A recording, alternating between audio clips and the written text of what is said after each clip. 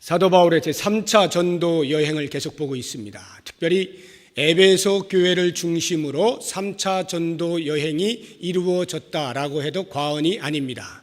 이 에베소 교회에서의 사역이 하나님의 은혜 가운데 큰 부흥을 이루고 그 일 이후에 또한 데메드리오를 중심으로 한 은장색들의 폭동으로 말미암아서 잠시 어려움을 겪었지만 하나님의 특별하신 인도하심을 따라서 서기관을 통하여 그 폭동을 잠재우시게 되죠. 그것을 지난주까지 우리가 함께 보았습니다. 그리고 이제 오늘부터 그 이후에 어떠한 3차 전도여행의 경로가 또 진행되는지를 같이 살펴보도록 하겠습니다. 우리가 본 사도행전 20장 1절부터 16절까지를 제가 보지 않았는데 빠른 속도로 한번 어떤 내용이 있는가 하는 것을 훑어보도록 하겠습니다.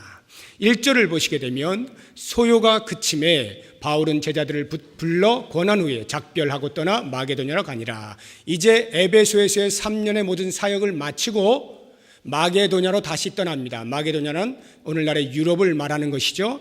그 마게도냐에서 여러 지방으로 돌아다니면서 세워져 있는 교회들을 든든하게 세우고 이제는 헬라에 이르렀습니다. 2절에 나오죠. 그 헬라라고 하는 것은 마게도냐의 밑에 지방 아가야 지방을 말합니다. 도시로 말을 하자고 한다면 마게도냐라고 하면 빌립보, 데살로니가, 베레와 이와 같은 도시가 되겠고, 아가야 지방이라고 한다면 그 마게도냐 밑에 있는 아덴 또는 고린도 이와 같은 도시들이 되겠습니다. 그래서 3절을 보시면 거기 석 달 동안 있었다 해서 고린도에서 3달을 머물러 있었는데 바로 이 3달 동안에 그 유명한 로마서를 저술하게 됩니다.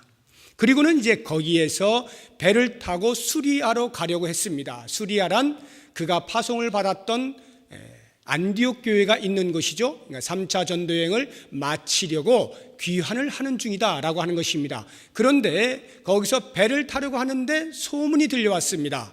배를 타면 유대인들이 너희들을 해할 것이다 라고 하는 그러한 그 음모를 듣게 된 것입니다. 그래서 바울이 배를 타지 아니하고 다시 육로로 가기 위하여서 밑으로 내려왔다가 다시 위로 올라갔어요. 그래서 마게도냐 지방을 한 번 더 돌게 되어집니다. 그래서 이제 4절을 보시게 되면 그 마게도냐 가는 길에 아시아까지 함께 동행하는 7명의 동역자들이 나옵니다. 그리고 그들이 먼저 그 소아시아의 드로아라고 하는 곳에 가 있었는데 이제 바울 일행이 빌립보, 마게도냐 지방에 있는 빌립보에서 드로아로 배를 타고 5일을 걸려서 도착을 하게 됩니다. 드로아에서 마게도냐, 빌립보로 갔던 기억이 나십니까? 2차 전도여행 때 그때는 배를 타고 이틀밖에 걸리지 않았죠. 하루는 그 사모드라게에 잠시 정박했다가 그 다음 날에 이 빌립보 성에 도착을 합니다. 그런데 빌립보에서 드로아로 올 때는 5일이 걸리는 것을 봤을 때 이 배편이 그렇게 언제나 순항은 아니다 하는 것을 알 수가 있고요. 때로 어려움을 겪을 때도 있는 것을 알게 됩니다. 아무튼 5일 걸려서 드로아에 와서 7일 동안 그곳에 머뭅니다.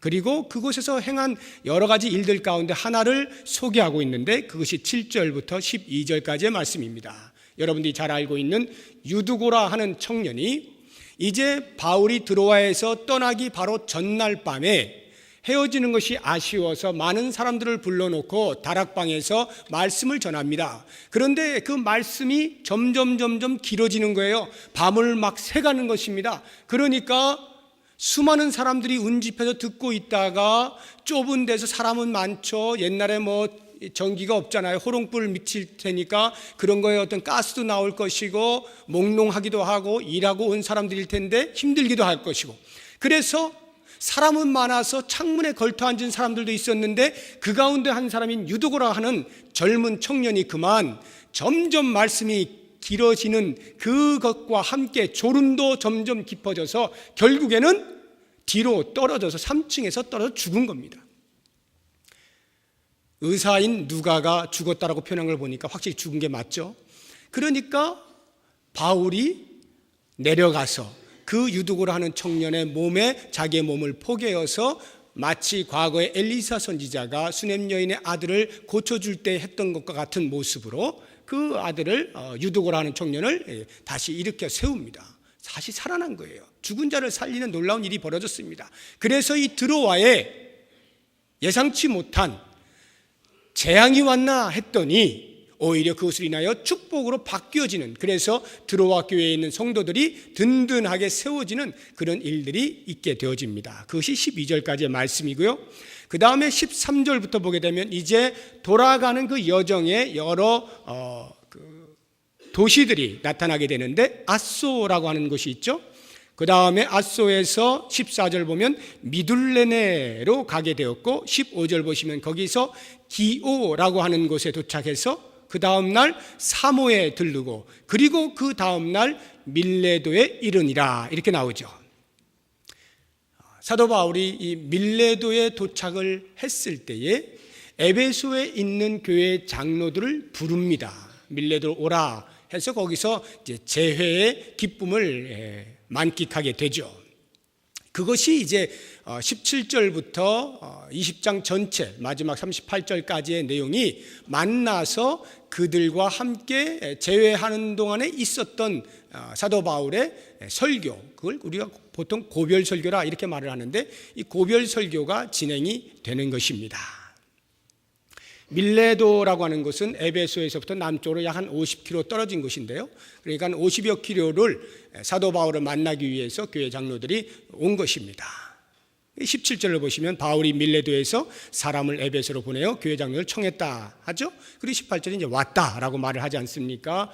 그래서 그 다음부터 이제 18절부터 나오는 내용들이 27절까지를 보시게 되면 사도 바울이 그동안에 에베소에서 3년 동안 사역하였던 것들에 대하여 스스로 회고하는 그러한 형식으로 말을 하는 것을 볼 수가 있습니다. 그리고 28절부터 38절 마지막 절까지는 이제 나는 더 이상 에베소 교회에 없게 되니까 여러분들이 교회를 잘 치리하십시오, 당부하고 권면하는 그런 말씀으로 기록이 되어 있습니다. 오늘은 27절까지의 말씀을 우리가 함께 살펴볼 것입니다. 사도 바울이 자신의 사역을 어떻게 회고하고 있는가 하는 것을 살펴보게 될 터인데, 우리는 이 본문 안에서 한 사명자를 만나게 됩니다. 하나님의 사명을 받은 자가 과연 어떻게 그 사명을 감당했느냐 하는 것을 사명자 스스로의 회고의 형식을 빌어서 우리가 찾아보게 될 것입니다. 참 진한 삶의 모습들을 우리가 발견하게 되는데, 이렇게 발견하게 될 때에 우리가 생각해야 하는 것은 사도 바울이라고 하는 위대한 인물이 한 사명자로서 어떻게 사역을 감당했느냐라고 하는 것에서 그치는 것이 아니라, 그와 같은 사명자의 삶의 태도가 과연 오늘 나에게 있을 수 있겠는가 하는, 나를 조명하는 것으로 말씀을 받아들일 수 있어야 합니다. 그래서 사도 바울이라고 하는 위대한 사역자가 행한 사명의 그 질을 보면서 대리 만족을 얻는 것으로 그치는 것이 아니라, 내 삶이 그와 같은 사명자로서의 삶을 살아야 되겠다라고 하는 결단을 내릴 수 있는 시간이 되었으면 좋겠습니다. 자, 그러면 이제 이 본문 속에서 과연 사명자로서의 바울은 어떠한 삶의 태도를 보였는가 하는 것을 한 가지씩 살펴보도록 하겠습니다. 19절을 보시기 바랍니다. 같이 한번 19절 읽어보겠습니다. 곧 모든 겸손과 눈물이며 유대인의 관계로 말미암아 당한 시험을 참고 주를 섬긴 것과, 이것이 이제 사도 바울의 태도라 할 수가 있겠는데, 거기 그 한글의 문맥을 이렇게 보시게 되면 곧 모든 겸손과 눈물이며 또 유대인의 관계로 말미암아 당한 시험을 참고 주를 섬긴 것, 이렇게 나누어지는 것처럼 보입니다만 실상은 그런 의미가 아니고 전체의 내용이 다 주를 섬긴 것에 해당이 되는 것입니다. 연결이 되는 거예요. 그러니까 내가 이렇게 주를 섬겼습니다 라고 말하는 거예요. 그러면 사도 바울이 주를 섬겼다라고 말하는 것은 어떠한 의미일까요? 다른 것 아니라 주님께서 자신에게 맡겨주신 사명을 감당한 것, 그것으로 주를 섬기는 것이 되지 않겠습니까? 그러니까 주를 섬긴 것이라고 하는 말은 내가 이렇게 사명을 감당했다라고 하는 말과 같은 말입니다. 그러면 어떻게 주를 섬겼느냐? 즉 어떻게 내가 사명을 감당했느냐라고 하는 사명의 태도가 그 앞에 나오는데 세 가지로, 첫째가 겸손으로 주를 섬겼다, 두 번째가 눈물로 주를 섬겼다, 세 번째 유대인의 간계가 많이 있었지만 그것을 참고 주를 섬겼다, 인내를 말하는 것입니다. 이 세 가지가 사도 바울이 에베소 교회에서 사역을 하면서 보여주었던 삶의 태도들입니다. 그럼 첫 번째, 겸손을 한번 보죠. 사도 바울은 어떠한 겸손의 모습으로 사역을 했겠습니까?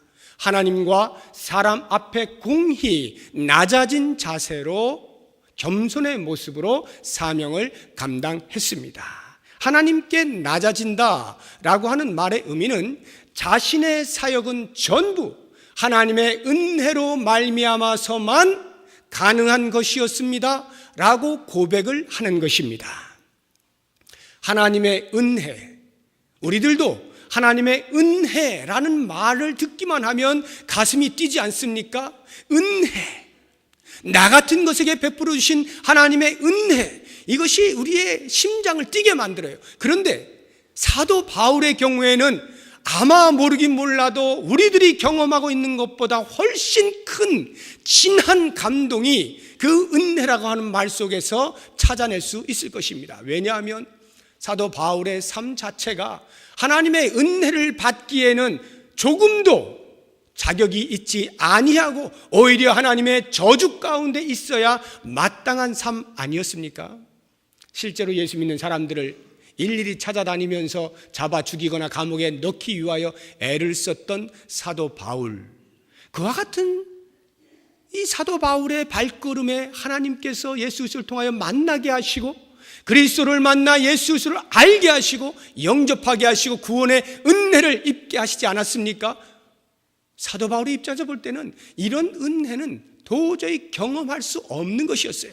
그럼에도 불구하고 하나님의 전적인 계획과 작정 속에서 만나게 하셔서 새로운 사람이 되게 하시고 생명을 얻는 사람이 되게 하셨는데, 그것으로 끝나는 것이 아니라 그 사람을 불러다가 복음을 전할 수 있는 영광스러운 특권의 자리에 앉혀주셨으니, 사도 바울이 생각할 때 자기가 목숨을 걸고 복음을 전한다 한들 그 모든 것은 하나님의 은혜라 고백하지 않을 수가 없는 거예요. 이게 바로 겸손입니다.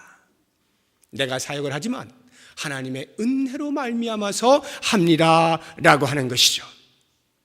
은혜가 굉장히 중요해요. 은혜가 사람을 겸손하게 만드는 거예요. 그런데 만약에 은혜가 떠나가면, 우리의 삶 가운데 은혜가 물러가면, 은혜가 사라지면, 은혜를 버리면 우리의 겸손도 함께 사라지는 거예요. 우리의 겸손도 함께 버리게 되는 것입니다. 우리의 목이 점점 굳어지게 되어 있는 거예요. 하나님의 은혜가 아니면 우리의 인간의 본성이 드러나서 내가 한다라고 말을 하게 되어 있는 것입니다. 그러므로 모든 사명자는 예외 없이 하나님의 은혜를 분명히 알아야 합니다. 그 은혜를 경험해야 합니다. 그럴 때 비로소 하나님 앞에 어떠한 모습으로 사명을 감당해야 하는가에 대한 겸손을 유지할 수가 있는 것입니다. 하나님 앞에서의 낮아짐, 겸손이라고 하는 것은 또한 사역을 감당할 때 필요한 힘, 에너지가 전부 하나님께서 공급해 주시는 것입니다. 하나님이 공급하신 힘으로 나는 감당합니다라고 고백을 하는 것입니다. 그렇기 때문에 만약 사명자가 어떠한 사명의 성취를 이루었다 할지라도 그것을 자기 안에 근거를 두어 자랑하지 않는 것입니다. 만약 자랑할 것이 있다면 사도 바울에게 있어서는 딱 한 가지였는데 그게 바로 십자가입니다. 오직 예수 그리스도의 십자가 외에는 결코 자랑하지 않겠노라, 갈라디아서 6장 14절에서 선언하고 있습니다. 만약에 사도 바울이 십자가 말고 또 자랑할 것 있습니까? 라고 한다면 한 가지가 더 있긴 합니다. 그게 무엇이냐?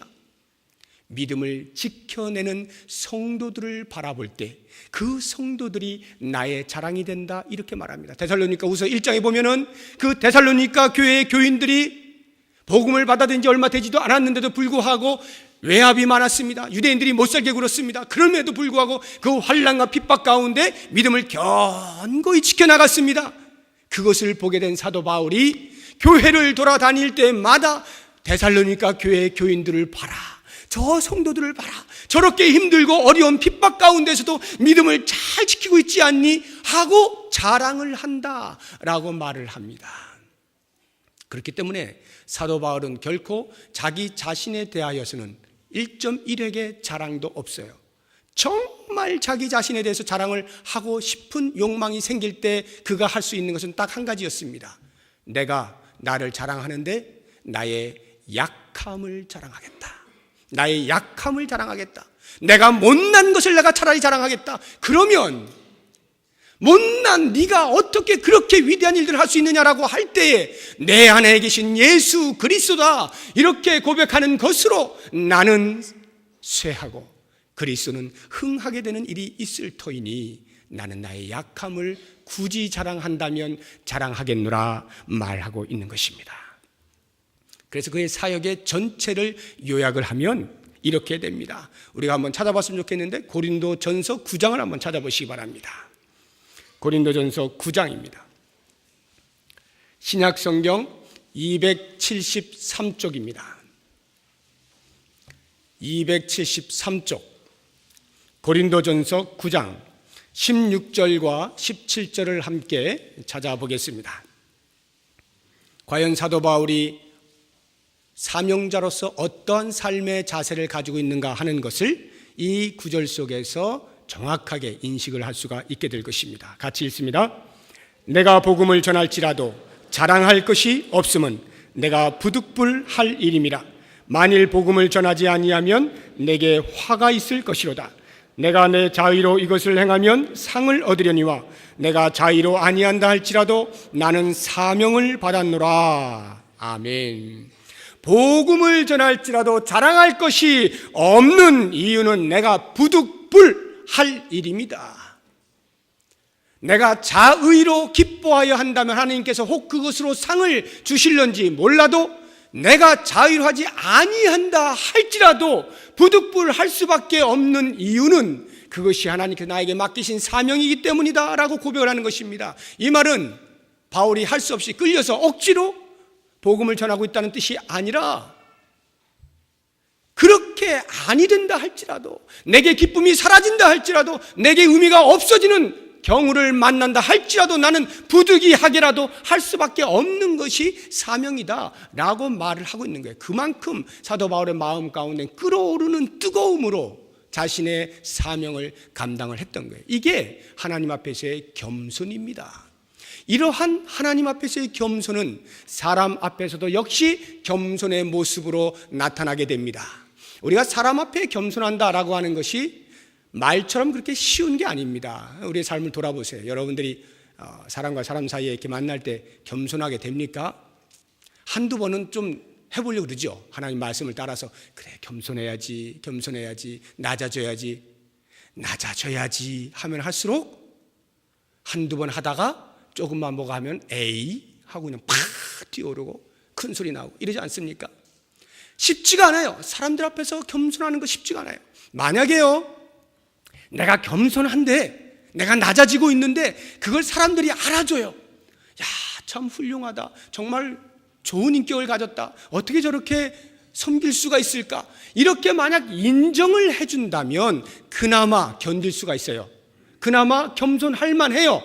왜냐하면 겸손하는 것 자체가 내 본성을 거스르는 것이기 때문에 몸에 익숙지 않아서 불편합니다. 그리고 손해보는 것도 종종 있어요. 그래서 오래가지 못하는데 주변에 있는 사람들이 인정을 해주고 존중을 해주면 그나마 그것을 보상 삼아서 견딜만 하단 말이에요. 계속 겸손을 해볼만 한 거예요. 그런데 어디 그런가요? 사도 바울이 말하고 있는 지금 모든 겸손과라고 말을 할 때 이 겸손은 그렇게 사람들이 사도 바울을 인정해 주는 그러한 것이 아닙니다. 오히려 사도 바울은요 유대인들에게 무시를 당한 것은 말할 것도 없거니와 때로는 성도들에게조차도 무시를 당할 때가 있어요. 그래서 내가 사도야 라고 하는 자신의 사도됨을 변호를 해야 하는 그러한 경우들도 얼마나 많이 있는지 모릅니다. 그 정도로 성도들에게조차도 때로는 무시를 당하거나 소외를 당하거나 우습게 여김을 받는 일들이 있을 바로 그와 같은 순간에 조차도 그 반응들을 받아들이는 이것을 가리켜 사도 바울은 모든 겸손과라고 말을 하는 거예요. 바울이 그런 겸손의 모습으로 살았다는 것이죠. 얼마나 이것이 힘든 일이겠어요. 존중받지 못하고 있는 상황에서조차도 만약에 낮아질 수 있다면 그 사람은 다름 아닌 하나님의 은혜를 제대로 깨달은 사람이죠. 하나님의 은혜를 제대로 깨닫다 보니까 서록대로 내가 인정받지 못하는 그러한 상황에 처한다 할지라도 그것 때문에 내 사명을 놓지는 않는 것입니다. 이와 같은 겸손이 사도 바울의 사역의 전체였다라고 하는 것입니다. 두 번째 그가 회고하고 있는 사명자로서의 태도는 눈물입니다. 눈물. 우리가 보통 눈물을 흘릴 때 여러 가지 이유들에 의해서 눈물을 흘립니다. 대부분의 눈물들은 나와 관련이 되어 있죠. 내가 무엇을 많이 잃었다든가, 내가 사랑하는 사람을 잃었다든가, 헤어지게 됐다든가, 등등 여러 가지 나와 관련되어서 눈물을 많이 흘리게 됩니다. 그러나 여기서 말하고 있는 사도 바울의 눈물은 그러한 종류의 눈물은 아닙니다. 사역을 할 때, 사명자로서 사명을 감당할 때 흐르게 되는 눈물인데 그 대표되어지는 눈물의 내용이 무엇이냐면 구령의 눈물입니다. 구령, 영혼을 구원하고자 할 때에 생겨나는 눈물을 의미하는 것입니다. 영혼을 바라보고 흘리는 눈물이에요. 그 영혼이 여호와 하나님을 알아야 할 텐데, 예수 그리스도를 알아서 구원을 받아야 할 텐데, 그렇지 못한 영혼들을 바라볼 때에 안타까운 심정으로 흐리는 눈물이 바로 이 구령의 눈물이에요. 사도 바울은 자기의 동족을 바라볼 때 그와 같은 눈물을 한없이 흘렸습니다. 얼마나 많이 흘렸는지 그는 이렇게 고백하지 않습니까? 내가 내 동족의 구원을 위하여 서록 내가 예수 그리스도에게서 끊어지는 한이 있더라도 원하는 바라 고백을 할 만큼 그의 마음에는 안타까움과 고통으로 호소하는 눈물이 있었던 것입니다. 예수님이 이런 눈물을 흘리지 않으셨습니까? 십자가를 지시기 위하여 예루살렘 성으로 들어오실 때에 사람들이 몰라요? 그저 세상의 왕이 등극하는 줄만 알고 호산나 호산나 찬송을 하는데 십자가에 못 박혀 그 구속의 은혜로 말미암아 구원을 이루게 되실 그 사건을 알지 못하는 백성들, 어둠 가운데 있는 백성들을 바라보면서 그 성을 바라보면서 눈물을 흘리시더라. 예수님의 마음이 영혼을 바라볼 때 흘리시는 눈물이 있었던 거예요. 뿐만 아니라 여제자들이 예수님의 그 십자가 지시는 것을 바라보면서 안타까운 마음에 같이 눈물을 흘리면서 골고다 언덕을 따라갈 때 예수님이 그들을 바라보면서 뭐라 그러십니까? 얘들아, 나를 위하여 울지 말고 너희와 너희의 자녀들을 위하여 울라. 정말로 울어야 할 것은 내가 십자가를 지기 때문이 아니라 너희들이 내가 십자가를 질 수밖에 없을 정도의 죄인됨을 알지 못하는 그것으로 인하여 울어야 한다. 이렇게 말하는 거예요. 영혼을 바라보고 우는 눈물, 이것이 예수님의 눈물이었는데 그 예수님을 만난 사도 바울이 그와 같은 눈물을 흘리며 사역을 감당을 했던 것입니다. 바울이 흘린 눈물은 단지 구령의 눈물만이 아니었습니다. 때로는 훈계의 눈물도 흘렸어요. 성도가 믿음의 자리에 섰을 때 굳건하게 서지 못하고 흔들릴 때 안타까운 심정으로 흘리는 눈물이 있었습니다. 우리 한번 찾아볼까요? 사도행전 20장 31절입니다. 같이 한번 읽어보겠습니다. 그러므로 여러분이 일깨어 내가 3년이나 밤낮 쉬지 않고 눈물로 각 사람을 훈계하던 것을 기억하라. 눈물로 3년 동안 훈계하였던 것을 기억하라. 물론 이 말의 의미는 3년 내내 눈물만 흘리면서 사역했다 이런 뜻은 아닙니다. 얼마나 기쁜 일과 즐거운 일과 함께 웃을 일들이 많이 있었겠습니까? 그러나 그의 삶 가운데는 적어도 예수를 믿는 사람인데 그 믿음의 사람이 믿음의 자리를 이탈하게 되어지는 모습을 볼 때 연약한 믿음으로 그대로 자라나지 않고 있는 모습을 보게 될 때 그 영혼들을 바라보고 안타까운 마음을 금할 길이 없어요. 그래서 훈계의 눈물을 흘리는 것입니다. 제발 자라나라, 제발 예수 그리스도에게까지 자라나라, 이것을 눈물로 호소를 했던 것입니다. 고린도후서 2장 4절에 보면 고린도 교회가 영적으로 어린아이의 자리를 벗어나지 못하게 될 때 이렇게 고백을 합니다. 내가 마음에 큰 눌림과 걱정이 있어 많은 눈물로 너희에게 썼노니, 그들에게 편지를 쓸 때 눈물을 흘리면서 그 영혼들이 제대로 자라나기를 소망하면서 편지를 썼다, 이 말입니다. 빌립보서 3장 18절을 보면 내가 여러 번 너희에게 말하였거니와 이제도 눈물을 흘리며 말하노니 여러 사람들이 그리스도의 십자가의 원수로 행하느니라. 십자가의 원수로 행하는 것을 보고 가만히 있을 수가 없는 거예요. 가슴이 터져 나오는 눈물을 흘리면서 사랑하는 성도들을 양육하고 길러내었던 사명자의 모습을 볼 수가 있는 것입니다. 성도들의 삶의 구체적인 현장들을 사명자가 함께 감정이입을 하면서 그들과 동고동락하면서 특별히 그들이 복음 안으로 들어오길 위하여, 복음으로 말미암아 자라나기를 위하여 끊임없이 눈물을 흘리면서 그들을 양육하였던 이 모습을 보면서 우리에게 과연 얼마만큼의 눈물이 있는가 하는 것을 한번 생각해 보았으면 좋겠어요. 이제 세 번째를 보시게 되면 인내입니다. 사도 바울은 자신의 사역을 인내라 이렇게 회고를 합니다.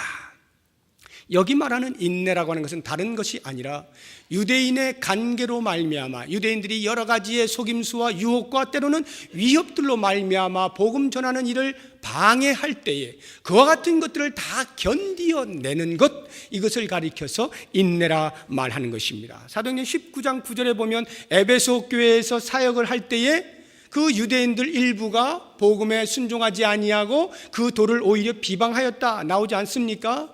누가는 그 정도로 적어 놓았지만 실상 사도 바울이 자기가 직접 서술한 그 저술한 다른 서신서에 보면 에베소 교회에서 사역하였던 것을 이런 식으로 표현을 해 놓았습니다. 고린도전서 15장 32절에 보면 내가 사람의 방법으로 에베소에서 맹수와 더불어 싸웠더라면 내게 무슨 유익이 있었으리요. 여기를 보게 되면 에베소 교회에서 사역한 것이 사람의 방법으로 하지 아니하였다라고 하는 것인데 그 사역의 내용이 뭐냐면 맹수와 싸우는 것이었습니다. 그러면 실제 맹수랑 싸운 것은 아니겠잖아요. 사역을 하는데 비유를 하고 있는 것 아닙니까? 마치 맹수와 싸우는 것과 같은 그러한 치열한 영적인 전투 가운데에서 여전히 하나님의 방법을 조차 부여잡고 끝까지 견디어 승리하였다, 이 말 아니겠습니까? 또 다른 데를 보게 되면 에베소 교회에서의 사역을 포함하여 아시아에서 내게 큰 고통이 있는데 마치 살 소망이 끊어지는 것과 같은 그러한 고통 가운데서 내가 사역을 감당했노라 고백을 하기도 합니다. 이 말 역시 마찬가지입니다. 많은 어려움들이 있었음에도 불구하고 그러한 어려움들을 넘어서서 끊임없이 주님께 주신 그 사역을 잘 감당했다, 이렇게 말을 하고 있는 거예요. 사명자, 하나님의 말씀을 전하며 하나님께서 맡긴 그 사명을 감당할 때에는 언제나 유쾌한 일들이 있는 것만은 아닙니다. 오히려 말이죠, 그 사명을 감당하는, 사명을 받아내는 대상자로부터 오해를 받기도 하고요, 억울한 누명을 쓰기도 하고요, 시기 질투를 받기도 하고요, 나쁜 소문이 막 돌기도 하고요, 예상치도 못하게 그러한 일들이 얼마든지 있을 수가 있는 것입니다. 사역을 감당하기가 힘들죠. 사역하기가 힘든 거예요. 그런데 그러한 경우에 사도 바울은 사명이 그것보다 훨씬 더 컸다는 것을 알기 때문에 사명을 놓지 않는 것입니다. 끝까지 견뎌내는 거예요. 어디까지 견뎌냈느냐? 사도 바울은 이렇게 말을 합니다. 20장 24절을 보십시오. 24절 같이 읽어보겠습니다. 내가 달려갈 길과 주 예수께 받은 사명 곧 하나님의 은혜의 복음을 증언하는 일을 마치려 하면은 나의 생명조차 조금도 귀한 것으로 여기지 아니하노라. 한마디로 말하면 일사각오예요. 일사각오의 정신을 가지고 생명조차 돌보지 아니할 정도로 사명을 감당하는 일에 있어서 어떠한 방해와 장애물도 다 넘어서겠다, 이와 같은 고백 아니겠습니까? 죽기를 작정한 사람이 넘어서지 못할 장애물이 어디 있겠어요? 하나님의 사명이 그렇게 자기 자신에게 중요한 것이고 위대한 것이고 영광스러운 것임을 깨달았기 때문에 이 사명자는 그것을 감당할 수가 있었던 것입니다. 바로 이와 같이 죽기까지 사명을 감당하는 데 필요한 게 뭐겠어요? 참는 거죠. 인내하는 것입니다. 그것이 없이는 언제 어느 때 금방 손을 털고 그만둘지 모르는 거예요. 여러분, 사명을 감당할 때는 뚝배기처럼 하셔야 돼. 냄비처럼 부르르 끓었다가 그만두고, 이게 아닙니다. 그냥 한번 하면 진득하게 사도 바울처럼 죽을 때까지, 주님께서 그만하라 하실 때까지 그냥 진득하게 하는 거예요. 이게 사명자의 태도입니다. 이게 하나님의 은혜를 깨달은 자의 태도예요. 그랬을 때에 그 사명 감당하는 것을 통하여 주변의 사람들이 영향을 받기 시작하는 겁니다. 이제 사도 바울이 말씀을 전할 때에 어떠한 태도로 전했는가라고 하는 것을 마지막 잠시 살펴보고 말씀을 마치도록 하겠습니다. 20절을 보시기 바랍니다. 20장 20절과 21절 우리 같이 한번 읽어보겠습니다. 유익한 것은 무엇이든지 공중 앞에서나 각 집에서나 거리낌이 없이 여러분에게 전하여 가르치고 유대인과 헬라인들에게 하나님께 대한 회개와 우리 주 예수 그리스도께 대한 믿음을 증언한 것이라. 바로 이 말씀 속에서도 사명자로서 갖추어야 할 태도와 행동에 대해서 우리가 얻을 수 있는 몇 가지 원리들이 있어요. 첫 번째는 사명자는 유익을 먼저 생각하라 하는 것입니다. 유익을 먼저 생각하라. 그러면 누구의 유익이냐? 사명자의 유익이 아니라 성도의 유익입니다. 성도의 유익을 먼저 생각하라. 그러면 어떠한 유익인가? 많은 것들이 있을 수 있겠습니다만 여기에서 말씀하고 있는 이 유익이란 영적인 유익을 말하는 거예요. 그 성도의 영혼의 유익이 되어지는 그것을 먼저 깊이 생각하라 하는 것입니다. 사람들의 귀에 듣기에 좋은 여러 가지 말들을 함으로써 마치 유익을 끼치는 것과 같은 그러한 사이비적인 유익이 아니라 정말 그 영혼 깊숙이 그 영혼이 필요로 하고 있는 유익에 대하여 외칠 수 있어야 하는 것이 사명자의 태도인 것입니다. 이 영원한 유익이 무엇이냐라고 할 때 사도 바울은 이렇게 말을 하는 거예요. 21절에 하나님께 대한 회개와 우리 주 예수 그리스도께 대한 믿음이다, 이렇게 말을 하는 것입니다. 이것이야말로 그 영혼에게 궁극적으로 영원히 유익한 것이다 라고 말을 하고 있는 것이죠. 여러분, 믿음과 회개를 지금 이야기하고 있는데 회개가 믿음을 이끌어냅니다. 무슨 말이냐면 제가 이렇게 우리 성도님들과 같이 말씀을 가르치고 이렇게 할 때 보면 가끔씩 이런 말을 제가 들어요. 저는 아무리 배워도 믿음이 잘 안 생겨요 하시는 분들을 제가 만납니다. 믿음이 잘 안 생겨요 할 때 여러 가지 요인들이 있을 수 있어요. 믿음이 잘 안 생기는 요인들이 여러 가지 있을 수 있습니다. 그래서 더 기다릴 수도 있고요, 여러 가지 많은 일들이 있습니다만 오늘 제가 한 가지를 여러분들에게 말씀을 드리려고 합니다. 점검을 한번 해보시라는 거예요. 왜 믿음이 안 생기는가 라고 할 때에 한 가지 이유 중에 가장 중요한 이유 중에 하나가 이것이에요. 믿음이란 예수 그리스도가 나의 구세주이시고 예수 그리스도가 아니면 내 영혼을 살릴 수 있는 어떤 분도 없습니다. 어떤 방법이 없습니다. 이 고백을 하고 예수님 앞에 나아가는 것, 이것을 믿음이라 해요. 그래서 그 구원 베푸시는 것이 전적으로 하나님께서 위에서부터 주신 은혜, 즉 선물입니다를 고백하는 것이 믿음이거든요. 그래서 에베소 2장 8절 9절에 보면은 믿음은 하나님의 선물이라 말하지 않습니까? 그런데 이 믿음이 잘 안 생겨요 라고 할 때에 과연 예수 그리스도만이 나의 구세주입니다라고 고백하는 이 믿음이 언제 발생할 수 있겠습니까? 내가 예수님 아니면 스스로 어떻게 해볼 수 없는 존재입니다. 이것이 인식되어지는 그 순간에 비로소 예수님 앞으로 나아가지 않겠어요? 그런데 나 혼자는 도저히 어떻게 해볼 수가 없어요. 나의 영혼을 구원하실 예수 그리스도 외에는 다른 방법이 없어요를 말하지 않는다면, 그것이 무슨 뜻인지 모른다면 어떻게 예수님 앞에 나오겠어요? 어떻게 그 믿음을 찾을 수가 있겠습니까? 다시 말하면 내가 얼마나 죄인인가, 내가 얼마나 스스로 할 수 없는 존재인가, 내가 얼마나 미천한 존재인가 라고 하는 죄인됨에 대한 인식이 있을 때, 거기에서부터 진정한 회개가 터나오고, 회개가 터져 나올 때 그때 비로소 예수님을 찾아 나오는 거 아니겠습니까?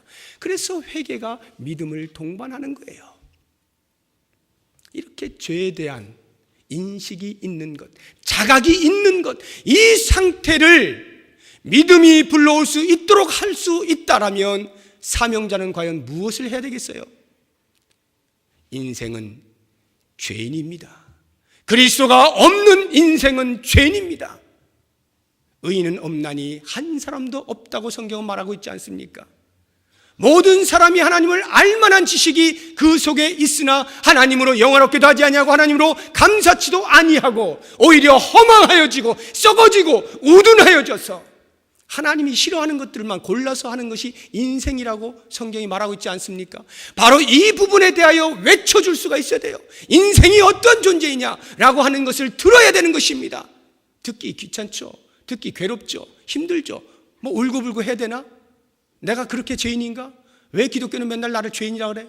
나는 선하게 잘 살고 있는데, 다른 사람 해야지 아니하는데, 열심히 노력해서 내가 밥 먹고 사는데, 다른 사람 도와주고 사는데 왜 나를 죄인이라고 하는가? 라고 할 때에 바로 그 부분에 대하여 성경이 무엇을 말하고 있는지를 정확하게 외칠 수 있는 것이 사명자의 역할이에요. 그 사명자가 있어서 비록 듣기 힘들고 괴로워도 듣고 내 영혼이 얼마만큼 죄인인가를 깨닫게 되어지는 순간에 비로소 거기에서 믿음이 발생하게 되는 것입니다. 이것이 사명자예요.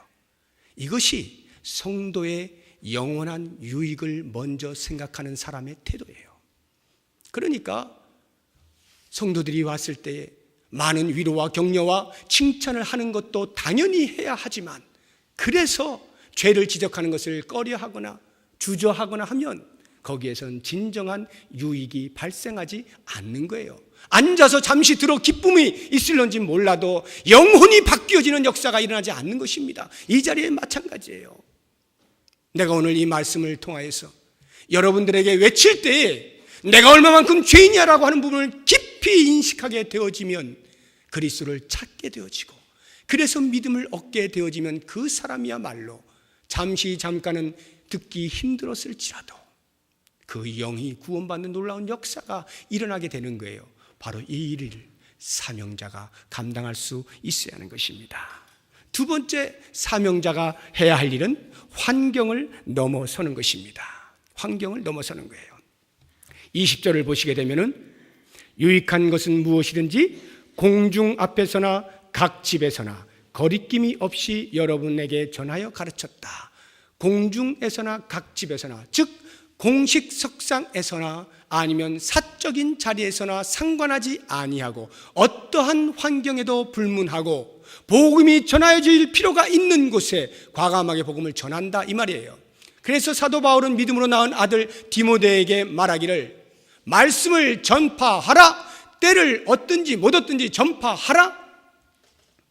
환경과 관계없이 전하라는 거예요.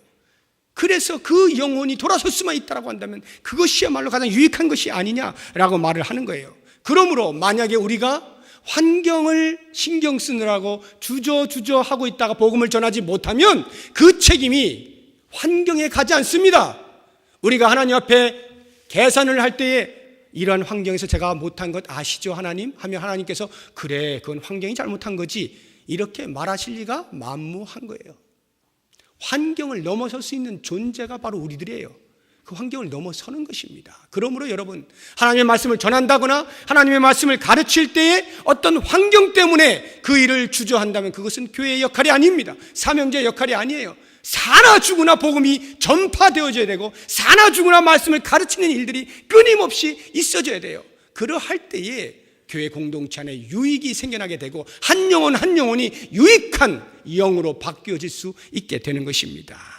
마지막 세 번째, 대상을 가리지 않아야 돼요. 사명자는 대상을 가리면 안 됩니다. 21절 보시면 유대인과 헬라인들에게 이렇게 말하지 않습니까? 모든 사람들에게 라고 하는 말입니다.